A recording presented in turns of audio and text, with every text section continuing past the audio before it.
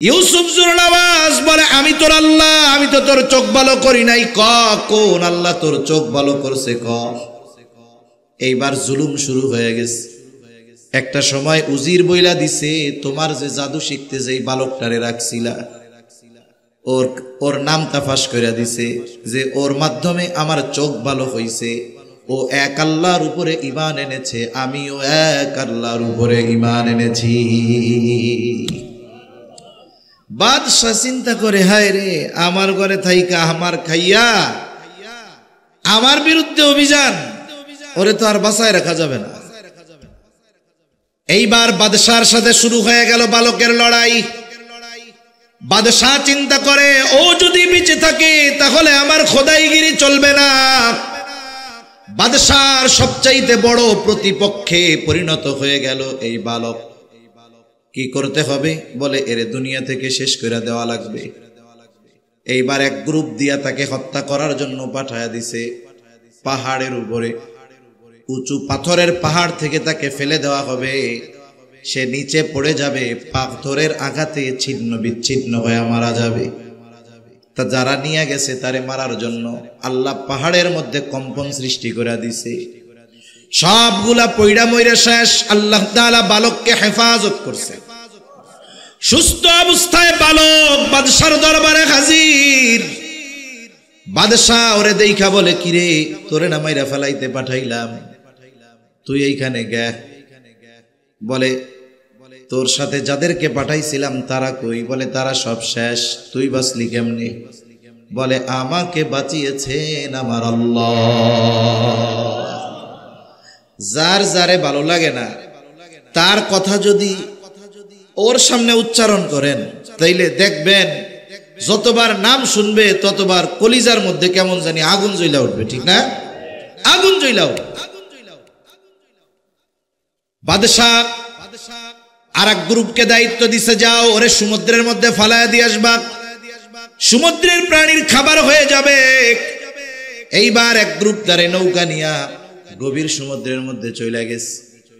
আল্লাহ তাআলা সমুদ্রের মধ্যে ঢেউ উঠায়া দিয়েছে, ঝড় উঠায়া দিছে। যারা মারতে নিয়ে গেছে তারা সমুদ্রে পড়ে মরে শেষ। আল্লাহ তাআলা তাকে সুস্থ অবস্থায় তীরে পাঠায়া দিছে। আল্লাহু আকবার। সুস্থ অবস্থায় বালক বাদশার সামনে হাজির। বাদশা এবার বলে, কিরে, তোরে না মারতে পাঠাইলাম, তুই এখন কিভাবে আসলি? আর তোরে যাদের সাথে পাঠাইছি তারা কোথায়? বলে, তারা সব শেষ, তুই বাঁচলি কেমনে? বলে, আমাকে বাঁচিয়েছেন আমার আল্লাহ। বাদশার সামনে যে নিজেরে খোদা দাবি করতেছে, ওর সামনে যখন আল্লাহর কথা বলবে তখন ওর তো আর সহ্য হবে না। ফেরাউনের কাছে যখন আল্লাহ তাআলা মুসা আলাইহিস সালাম আর হারুন আলাইহিস সালাম দুইজনের দায়িত্ব দিছে, যাও তোমরা, ফেরাউন তো সীমা লঙ্ঘন করে ফেলছে, তোমরা দুইজন গিয়া তারে দাওয়াত দাও। সে নিজের রব দাবি করতেছে, তোমরা তাকে গিয়ে এক রবের দাওয়াত দাও। ফেরাউন, আমি আপনি আল্লাহরে যত চিনি তার চাইতে বেশি ভালো চিনতো ফেরাউন। এজন্য সে দিনের বেলা নিজে বলতো আনা রব্বুকুমুল আলা, আর রাতের বেলা পা উপরে দিয়া মাথা নিচে দিয়া আল্লাহরে কইতো, আল্লাহ আমি জানি তুমি রব, কিন্তু আমি দুনিয়া চাই। তাইলে ফেরাউন আমার আপনার চাইতে আরো ভালো চিনে না আল্লাহরে? এবার মুসা আর হারুন আলাইহিস সালাম দুইজন গিয়া দাওয়াত দিচ্ছে, এক রবের দাওয়াত। ওর ভাব ভঙ্গি কি, জবাব কি? বলে, ক্বালা ফামার রব্বুকুমা ইয়া মুসা, হে মুসা, তোমাদের রব সে আবার কে? তার মানে নিজে মানুষের সামনে নিজেকে রব দাবি করে, এক আল্লাহর কথা যখন তাকে বলা হয় তার আর সহ্য হয় না। ইউসুফ জুরনাওয়াজ যখনই বলে আমাকে বাঁচিয়েছেন আমার আল্লাহ, তার সহ্য হয় না। এইবার মারার নেশায় সে বিভোর। কোন কোন সময় জালেমের অবস্থা এমন হয়ে যায়, জালেম যখন সর্বোচ্চ সীমা লঙ্ঘন করে ফেলে, প্রতিশোধের নেশায় উদ্বুদ্ধ হয়ে উঠে, অনেক সময় ওই জালেম এমন সিদ্ধান্ত নেয় যেটা ওই জালেমের চূড়ান্ত পতনের কারণ হয়ে যায়। এর নজির 1000 বছর আগে যাওয়া লাগে না, অতীত নিকটে যদি আমি আপনি খেয়াল করি, এই রকম জালেমের চূড়ান্ত পতনের দৃষ্টান্ত আছে না নাই? আল্লাহ কুরআনুল কারীমে এরকম অনেক জালেমের পতনের দৃষ্টান্ত দিয়েছেন।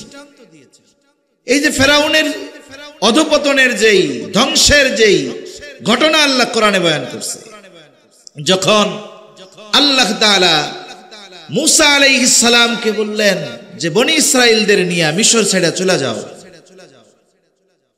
মুসা আলাইহিস সালাতু ওয়াস সালাম রাতের আধারে বনি ইসরাইলীদেরকে নিয়ে মিশর ত্যাগ করার উদ্দেশ্যে রওনা হয়ে গেলেন। পথ চলতে চলতে পৌঁছায় গেলেন লোহিত সাগরের পাড়ে। রাত এখনো শেষ হয়ে যায় নাই, নদী পার হওয়ার কোনো ব্যবস্থা নাই, সমুদ্র পাড়ি দেওয়ার কোনো ব্যবস্থা নাই। তারা সমুদ্রের পাড়ে অপেক্ষা করতেছে কখন দিনের আলো ফুটবে আর সমুদ্র পাড়ি দিয়ে অপর প্রান্তে যাবে, ফেরাউনের জুলুম থেকে তারা নিষ্কৃতি পাওয়া যাবে। অপর দিক দিয়া ফেরাউনের গোয়েন্দা বাহিনী ফেরাউনের খবর জানায় দিছে, ফেরাউন কাজ সারা। কি হইছে? বলে মুসা তো বনি ইসরাইলদেরকে নিয়ে মিশর ছাইড়া চলে যায়, শত্রু হাত ছাড়া হয়ে গেল, শত্রুরে ছাড় দেওয়া যাবে না। তাফসীরের মধ্যে আসছে 6 লক্ষ সশস্ত্র সৈন্য নিয়ে ফেরাউন পিছনে ধাওয়া করছে। এদিক দিয়া আস্তে আস্তে রাতের আধার কাটতেছে, দিনের আলো ফুটে উঠতেছে। ফেরাউন 6 লক্ষ সশস্ত্র সৈন্য নিয়ে বনি ইসরাইলদের ঘিরা ধরছে। অবস্থা এমন ভাবে সৈন্য বাহিনীকে সে সুসজ্জিত করেছে, 3 দিক দিয়া ঘিরে ধরেছে। একদিকে সমুদ্র, হয়তো বনি ইসরাইলীরা ফেরাউন ও তার সৈন্য সামন্তের অস্ত্রের আঘাতে মরবে, অথবা সমুদ্রের পানিতে পড়া মরবে, বাঁচার কোনো উপায় নাই। এইরকমও আমাদের দেশের 3 দিকে নব্য ফেরাউনের গোষ্ঠী আছে না নাই? আরো জোরে কোন আছে না নাই? 3 দিক দিয়া ঘিরা আছে, বলে পালাবা কোথায়? একদিকে বঙ্গোপসাগর। আমরাও বলি যেই আল্লাহ ফেরাউনের জুলুম থেকে বনি ইসরাইলদের সমুদ্র পাড়ি দেওয়ার ব্যবস্থা করে দিয়েছে, বলেন তো সেই রব এখনো আছে না নাই? বলে তোমাদের কি হবে? আমরাও বলি রব যা চায় তাই হবে। 3 দিক দিয়ে ঘিরে ধরছে, দিনের আলো ফুটে উঠছে, রাত কেটে গেছে। বনি ইসরাইলীরা এবার পেছন দিকে তাকায় দেখে ফেরাউন তার সৈন্য বাহিনী নিয়ে তাদের দিকে ধেয়ে আসতেছে। ফেরাউন তার বাহিনী নিয়ে তাদের দিকে ধেয়ে আসতেছে। বলেন তো ওই পরিস্থিতিতে তাদের অবস্থা কি হবে? এখন তো আর বাঁচার উপায় নাই, একদিকে সমুদ্র আর 3 দিক দিয়ে তারা, বাঁচার উপায় নাই। তাদের সাথে লড়াই করে বাঁচবো, আমাদের সাথে তো অস্ত্র নাই। ওই অবস্থার কথা আল্লাহ তাআলা কোরআনুল কারীমের মধ্যে বর্ণনা করেন। সূরা শুআরার মধ্যে আল্লাহ তাআলা বলেন, ফালাম্মা তারা আল জামআনি ক্বালা আসহাবু মূসা ইন্না লামুদরাকুন। আল্লাহ তাআলা বলেন, যখন একদল অপর দলকে দেখতে পাইল, ফেরাউনের বাহিনী মূসা আলাইহিস সালাম আর তার উম্মতদেরকে দেখে, আর বনি ইসরাইলেরও দেখে যে ফেরাউন তার বাহিনী আসতেছে, 2 দলের মধ্যে দেখা দেখি হয়ে গেছে। মূসা আলাইহিস সালামের উম্মতেরা এবার সর্বোচ্চ হতাশ। তারা চিন্তা করছে আমাদের আর কোনো বাঁচার উপায় নাই। এই জন্য মূসা আলাইহিস সালামকে বলতেছে, ইন্না লামুদরাকুন, মূসা আমরা ধরা পড়ে গিয়েছি। বলেন তো এখনো ধরা পড়ছে নাকি? জোরে কোন পড়ছে? ঘুম আসতেছে নাকি আপনাদের? আর একটা তাকবীর দাম তো, নারায়ে তাকবীর। আরো জোরে, নারায়ে তাকবীর। মাশাআল্লাহ, এই তো চলবে। এখনো ধরা পড়ে নাই, কিন্তু ধরা পড়ে গিয়েছি। ইন্না লামুদরাকুন, আমরা ধরা পড়ে গেছি, নিশ্চয় আর বাঁচার উপায় নেই। কেন? অনেক সময় অনেকে বিপদে পড়ে এলাকার মুরব্বীদের কাছে দৌড় দিয়ে আসে না? আইসা কি কয়, ও কাকা আমি মইরেই গেছি। তুই বেটা মরলে কথা কস কেমনে? তার মানে তার সামনে যে বিপদ, এই বিপদটা এত ভয়াবহ, এটা যদি তার উপরে আসে তার বাঁচার কোনো উপায় নাই। আসন্ন বিপদের ভয়াবহতা অনুধাবন করে বিপদ আসার আগেই বলে আমরা মরে গেছি, ধরা পড়ে গেছি। মুসা আলাইহিস সালাম বনি ইসরাইলীদের নেতা, প্রত্যেকটি নবী তার উম্মতের নেতা। আমাদের নেতা মুহাম্মাদুর রাসূলুল্লাহ সাল্লাল্লাহু আলাইহি ওয়াসাল্লাম। মনে রাখতে হবে, নেতা নির্বাচনের ক্ষেত্রে সর্বোচ্চ সতর্কতা অর্জন করতে হবে, সর্বোচ্চ সতর্কতা রাখা জরুরি। কেন? বলে কিয়ামতের দিন শুধু আমাকে ডাকা হবে না, আমি হৃদয় দিয়ে যার নেতৃত্ব গ্রহণ করেছিলাম তাকে সহ আমাকে ডাকা হবে। আমি মূলত যাকে নেতা হিসাবে ধরেছি তাকে সহ আমাকে ডাকা হবে। আল্লাহ তাআলা বলেন, ইয়াউমা নাদউ কুল্লা উনাসিম বিইমামিহিম, প্রত্যেকটা মানুষকে তার নেতা সহ ডাকা হবে, ইমাম সহ ডাকা হবে। আমরা ইমাম বলতে তো মসজিদের ইমাম বুঝি, মূল নেতার কথা বাদ দেন। যদি শুধু আমার ইমাম সহ আমার ডাকে, আমাকে বাঁচার উপায় নাই, ঠিক কিনা বলে? ইমাম প্রথমেই বলবে আমার ওজিফা বেতন ঠিক মতো দেয় নাই, আমাকে আমার মেম্বারে হক কথা কইতে দেয় নাই, আমি ওকে নেতা হইলাম কেমনে? তাহলে মূল নেতৃত্ব যারটা আমি গ্রহণ করেছি তাকে সহ আমাকে কিয়ামতে ডাকা হবে। আমার আপনার নেতা যদি সেই দিন মুহাম্মাদুর রাসূলুল্লাহ হয়ে যায়, বলেন তো কোনো চিন্তা আছে নাকি? চিন্তা নাই। নেতৃত্বের কিছু গুণাবলী আছে, এর মধ্যে অন্যতম একটি গুণ হলো প্রত্যেকটি নেতা তার কর্মীর জন্য নিবেদিত প্রাণ হবেন। তার কর্মী, তার অনুসারীরা বিপদে পড়লে এই মুসিবতে রেখে তিনি পালিয়ে যাবেন না। কিন্তু আমরা দেখি যখন বিপদে পড়ে কর্মীরা সব মরে, নেতারা ইউরোপ আমেরিকায় গিয়া বিলাসী জীবন যাপন করে, ঠিক কিনা কর? কেন করে জানেন? খোঁজ নিয়া দেখবেন আমাদের দেশে সবাই না, বিপুল সংখ্যক নেতাদের পরিবার দেশে থাকে না, সব বিদেশে। কোন বড় বড় অধিকাংশ নেতা সন্তানেরা এই দেশে লেখাপড়াও করে না। কেন করে না জানেন? জানে ঢাকা ইউনিভার্সিটিতে যদি আমার ছেলেরে পড়তে দেই ও সন্ত্রাস হবে, শিক্ষিত হবে না, ঠিক কিনা কর?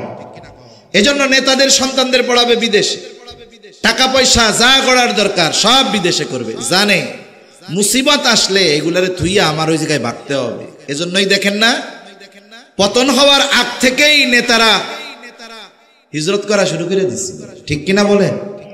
কিন্তু যারা অনুসরণকারী কর্মী, এরা এতটুকু চিন্তা কেন করে না? যারা মুসিবতে আমাদেরকে ফেলে, আমাদেরকে বিপদের মধ্যে ফেলে, যারা এই দেশ থেকে পালিয়ে গিয়ে আরামে বসবাস করে, ওরা বাস্তবিক অর্থে নেতৃত্ব দেওয়ার যোগ্যতা রাখে না, ঠিক কিনা বলে? যদি এরা কর্মী বান্ধব নেতা হতো, জীবন দিয়ে দিত, সামনে দাঁড়িয়ে যেত, বুকে বুলেট পেতে নিত, তবুও পলায়ন করতো না, ঠিক কিনা বলেন? এজন্য জাগতিক জগতেও যদি নেতা ধরেন, একটু বাইসা শুনে ধরেন যে আপনি বিপদে পড়লে সে আপনার পাশে দাঁড়াবে কিনা। মুসা আলাইহিস সালাম বনি ইসরাইলীদের নেতা, ঝিমিয়ে পড়া কর্মীর অন্তরে জাগ্রত করার জন্য নেতাদেরকে আল্লাহ তাআলা এক যোগ্যতা দেয়, সেটা হলো বক্তৃতা দেওয়া। আল্লাহ তাআলা প্রত্যেকটা নবীকে এই যোগ্যতা দিয়েছেন। মুসা আলাইহিস সালামকে যখন ফেরাউন শিশুকালে পরীক্ষা করতে চেয়েছে যে আসলে ও আমার দুশমন কিনা, এক পাশে রাখছে স্বর্ণ আর এক পাশে রাখছে আগুন, স্বর্ণের দিক হাত গেছে, ফেরেশতা এসে কয় ওই দিকে দিস না, আগুনে দে। আগুন ধরছে, স্বাভাবিকভাবে তৎক্ষণাৎ যদি কোনো আগুন লাগে, গরম লাগে, আমরা জিহ্বায় দেই। আগুনের ওই তাপ সহ, কয়লা সহ ওনার ঠোঁটের মধ্যে লাগছে, ভাষার মধ্যে একটু জড়তা আসছে। যখন নবুয়ত দেওয়ার কথা আল্লাহ তাআলা বলেছে, আল্লাহ তাআলার কাছে মুসা আলাইহিস সালাম এই জড়তা দূর করার জন্য ফরিয়াদ করেছে, দোয়া করছে যে আমার জবানের মধ্যে আপনি তারাক্কি দেন, স্পষ্টতা দান করেন। এজন্য প্রত্যেকটা নবীকে আল্লাহ তাআলা বলার যোগ্যতা দিয়েছে। মুসা আলাইহিস সালাম নেতা, কর্মী ঝিমিয়ে পড়ছে, আতঙ্কের মধ্যে আছে, তাদেরকে উজ্জীবিত করার জন্য উনি বক্তব্য দিচ্ছেন। কি বলতেছে উনি? কর্মীরা বলতেছে আমরা ধরা পড়ে গেছি, আর নেতা দাঁড়ায় বলে কাল্লা ইন্না মাইয়া রব্বি সায়াহদিন।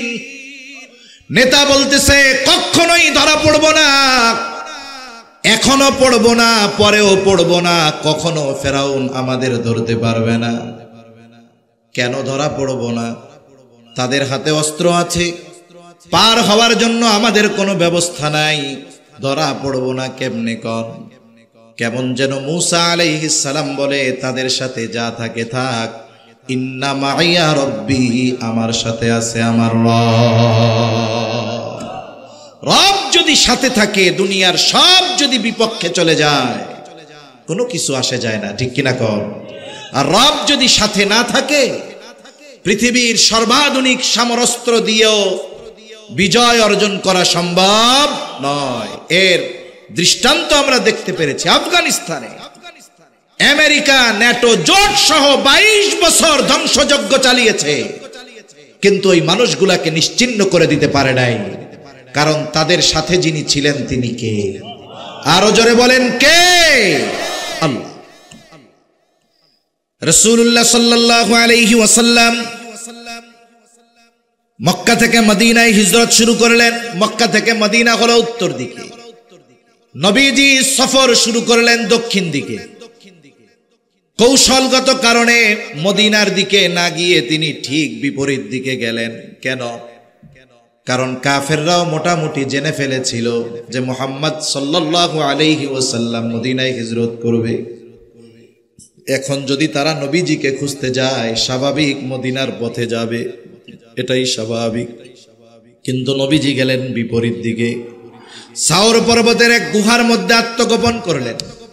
কাফেররা এতটা চতুর, এত চালাক, খুঁজতে খুঁজতে বিপরীত দিকে ওই গর্তের কাছে চলে গেছে। কত কাছে গেছে?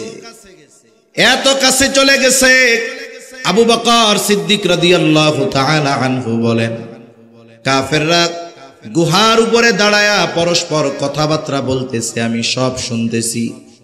কে বলতেছে তাকে চিনতেছি, কে কি বলতেছে তাও শুনতেছি। তিনি বলেন, আমাদেরকে দেখার জন্য, পাওয়ার জন্য বেশি কিছু করা লাগবে না, তারা যদি নিজেদের পায়ের দিকে তাকায় আমাদের দেখে ফেলবে। কঠিন এক মুহূর্ত। হযরত আবু বকর সিদ্দিক রাদিয়াল্লাহু তাআলা আনহু চিন্তিত, চেহারার মধ্যে চিন্তার ছাপ। আবু বকর তো খাঁটি আশিকে রাসূল, সে নিজের জীবনের জন্য চিন্তিত নয়, বরং সে চিন্তিত নবীজির জন্য। নবীজিও আবু বকর সিদ্দিকের চেহারা দেখছে, যে আবু বকরের চেহারার মধ্যে ভয়ের ছাপ, চিন্তার ছাপ। নবীজি সাল্লাল্লাহু আলাইহি ওয়াসাল্লাম আর আবু বকর সিদ্দিক রাদিয়াল্লাহু তাআলা আনহু উভয়ের মধ্যে তখন কিছু কথা হইছে। কথা দুইজনের মধ্যে এই কথা আল্লাহ তাআলা তো শুনেছেন, সাথে সাথে কোরআনুল কারীমের মধ্যে উভয়ের কথার ব্যাপারটাও আলোচনা করেছেন। আল্লাহ তাআলা বলেন, ইযহুমা ফিল গার ইয ইয়াকুলু লিসাহিবিহি লা তাহজান ইন্নাল্লাহা মা'ানা। নবীজি সাল্লাল্লাহু আলাইহি ওয়াসাল্লাম আবু বকর সিদ্দিক রাদিয়াল্লাহু তাআলা আনহুর এই চিন্তিত চেহারা, ভীতির চেহারা দেখে বলতেছে, আবু বকর লা তাহজান, তুমি কোনো চিন্তা করো না, এই গর্তে শুধু তুমি আর আমি দুইজন নয়, আমাদের সাথে তৃতীয় জন যিনি আছেন তিনি কে? আরো জোরে বলেন, কে আছে? আল্লাহ। শত্রু একেবারে কাছে, হুঁশ হারা হয় না, হিম্মত হারা হয় না, কারণ আমাদের সাথে আল্লাহ। এক কথা থেকে অপর দিকে লম্বা কথা হয়ে যাইতেছে। মুসা আলাইহিস সালাম বললেন, ক্বালা কাল্লা ইন্না মাইয়া রাব্বি সায়াহদিন, আমার রব আমার সাথে আছে, সামনের পথ অচিরেই তিনি দেখায় দিবেন। আল্লাহু আকবার বলেন। আরে সমুদ্র কি পথ দেখাবে? আল্লাহ তাআলা সাথে সাথে জানায়া দেন, ফাআউহাইনা ইলা মুসা আনিযরিব বিআসাকাল বাহর ফানফালাকা ফাকানা কুল্লু ফিরকিন কাত-তাউদিল আযীম। বলেন আল্লাহু আকবার।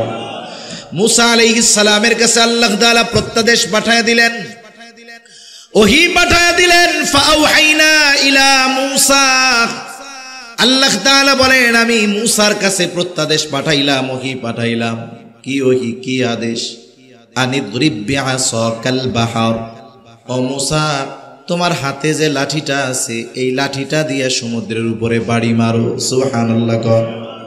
মূসা আলাইহিস সালামের মুআজিজা, অন্যতম মুআজিজা হলো এই লাঠি।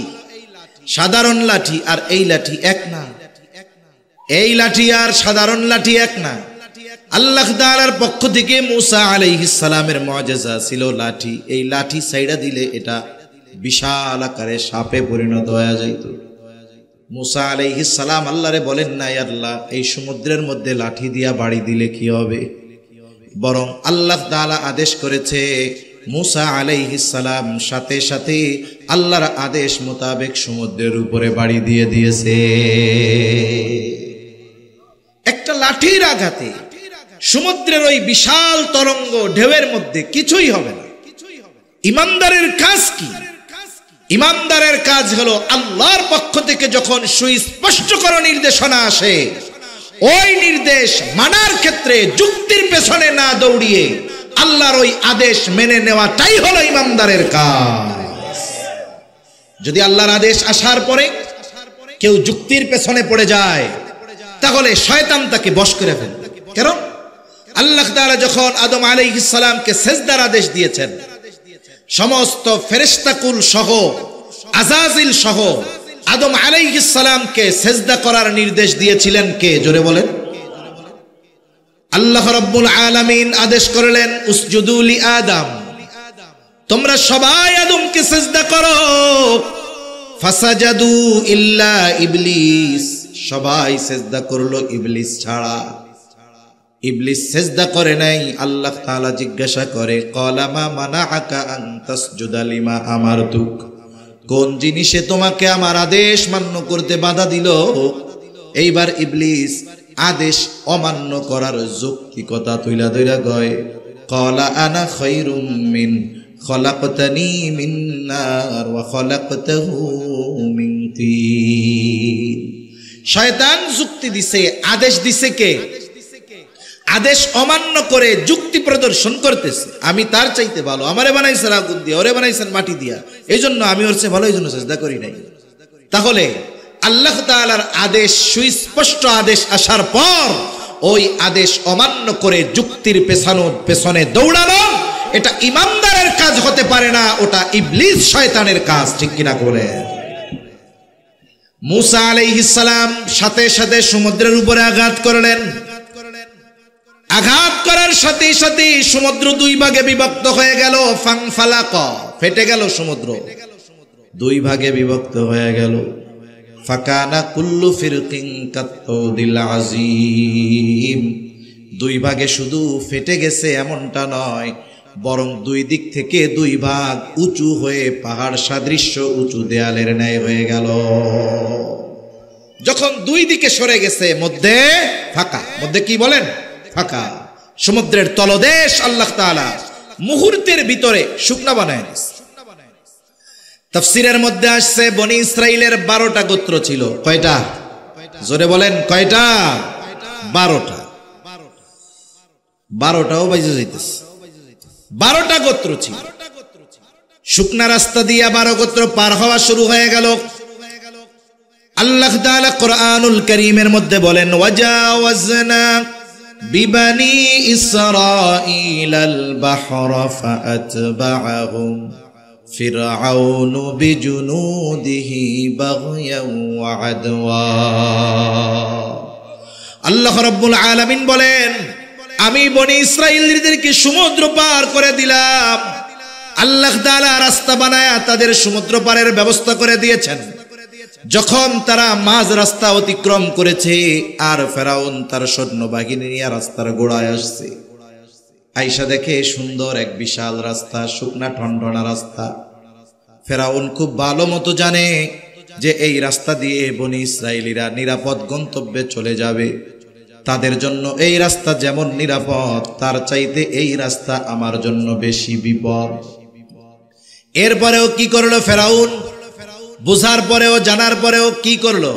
আল্লাহ তাআলা বলেন ফাআতবাআহুম ফিরআউনু বিজুনুদিহি বাগয়াও ওয়া আদওয়া। ওই যে বলতেছিলাম, মানুষ যখন সীমা লঙ্ঘন করে, প্রতিশোধ পরায়ণ হয়ে যায়, তখন সে তার কাজ কর্মের ফলাফল কি হতে পারে এটা চিন্তা করে না। আল্লাহ তাআলা বলেন ফাআতবাআহুম ফিরআউনু বিজুনুদিহি বাগয়াও ওয়া আদওয়া। এইবার এই রাস্তা দেখা ফেরাউন তার সৈন্য সামন্ত সহ তার অনুসারীরা সহ বনি ইসরাইলদের পেছনে অনুসরণ করা শুরু করলো। কেন?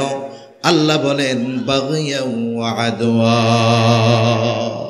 সীমা লঙ্ঘন করে শত্রুতা বশত বনি ইসরাইলীদেরকে সমূলে নিশ্চিহ্ন করে দেওয়ার নেশায়, হত্যার নেশায়, রক্তের নেশায় যখন সে তার সৈন্য সামন্ত সহ বনি ইসরাইলীদের পেছনে অনুসরণ করা শুরু করছে, মুসা আলাইহিস সালাম তার উম্মতদেরকে নিয়ে ওই পাড়ে উঠে গেছে, আর ফেরাউন তার বাহিনী নিয়ে পৌঁছায় গেছে মাঝ দরিয়ায়। বলেন তো, রাস্তা আল্লাহ যাদের জন্য বানাইছে তাদের ব্যবহার শেষ, এখন আর রাস্তার দরকার আছে? জোরে বলেন আছে? আল্লাহ তাআলা পানিকে আদেশ করলেন, পানি তুমি আগের অবস্থায় ফিরে যাও। আল্লাহ তাআলা হলেন এমন এক মহান সত্তা, যখন তিনি কোনো কিছু ইচ্ছা করেন শুধু বলেন হও, সেটা তৎক্ষণাৎ হয়ে যায়। আল্লাহ তাআলা বলেন ইন্নামা আমরুহু ইযা আরাদা শাইআন আন ইয়াকুলা লাহু কুন ফায়াকুন। আল্লাহ তাআলা যখন কিছু ইচ্ছা করেন, যখন কিছু করতে চান, শুধু বলেন কুন হও ফায়াকুন, সেটা তৎক্ষণাৎ হয়ে যায়। বলেন আল্লাহু আকবার। আল্লাহ তাআলা পানিকে আদেশ দিলেন, পানি তুমি আগের অবস্থায় ফিরে যাও। এইবার দুই দিকের ওই উঁচু পাহাড় সাদৃশ্য দেয়ালের ন্যায় পানি একসাথে ফেরাউন আর তার বাহিনীর উপরে পড়ছে। এমন ভাবে পড়ছে একটা সৈন্য নিচের থেকে উপরে আসতে পারে নাই, সব জায়গায় শেষ। কিন্তু আল্লাহ তাআলা ফেরাউনকে সহজে ছাড়বে না। আল্লাহ রাব্বুল আলামিন জিবরাইল আলাইহিস সালাম রে পাঠায়া দিছে, একবারে সমুদ্রের তল থেকে এক টান দিয়া উপরে উঠায় আনছে। চুবনি শুরু হয়ে গেছে। কি শুরু হয়েছে? জোরে কম। চুবনি শুরু হয়েছে। বৃষ্টি আসে, আর একটু আসুক, যদি বেশি আসে আমি কি থাকবো? বৃষ্টি যদি আসেই আপনারাও যাবেন, আমিও যাবো। তাইলে ওই ভাগা যে বৃষ্টিতে লাগবে, ওই ভাগার মতো বৃষ্টি আগে আসুক, এরপরে ভাগি, নাকি কর? এইটুক সিটা বৃষ্টি দেখাই যদি নড়াচড়া আর আমাকে শুরু হয়ে যায়, তাহলে তো কাম হইল না। আর বেশি রাত্রেও করবো না। বৃষ্টি ঘন হলে, বেশি বৃষ্টি হলে তো আপনাদের কষ্ট দিব না ইনশাআল্লাহ। একটু কথা শুনি। এবার সমুদ্রের তলদেশ থেকে এক টানে ফেরাউনের উপরে উঠে আনছে। চুবনি শুরু হয়েছে। আমাদের দেশে মাঝে মধ্যে মুরগিরে জিমানিতে ধরে, দেখছেন না? জিমানি সহজে যায় না, তখন মুরগিরে ধরে নিয়ে পানির মধ্যে চুবনি মারে। যেমন 10 চুবনি খাওয়ার পরে মুরগির ওম ভাঙা যায়, মুরগি এক ঝাড়া দিয়া কয় এখন আমি ঠিক হয়ে গেছি। যখন জিবরাইল আলাইহিস সালামের চুবনি শুরু হয়ে গেছে, ফেরাউন বুঝতে পেরেছে আমার খোদাইগিরি শেষ। এখন সে ঈমান আনার ঘোষণা দিচ্ছে। সে আল্লাহ তাআলা কোরআনুল কারীমের মধ্যে বলেন হাত্তা ইযা আদরাকাহুল গরক ক্বালা আমানতু আন্নাহু লা ইলাহা ইল্লাল্লাযী আমানাত বিহি বানু ইসরাঈলা ওয়া আনা মিনাল মুসলিমিন। ফেরাউন এবার বলে আমি ঈমান আনলাম, আল্লাহ ছাড়া কোনো ইলাহ নাই। বনি ইসরাইল যার উপরে ঈমান এনেছে আমিও তার উপরে ঈমান আনলাম। আমি তো মুসলমানদেরই একজন। এত সুস্পষ্ট ঘোষণা, ঈমান আনার এই ঘোষণা দেওয়ার পরেও বলেন তো আল্লাহ তাআলা ফেরাউনের ঈমান কবুল করেছে নাকি? আরো জোরে বলেন, করেছে নাকি? কেন করে নাই? কারণ 3 সময় পর্যন্ত আল্লাহ তাআলা বান্দার ঈমান আর তাওবা কবুল করে।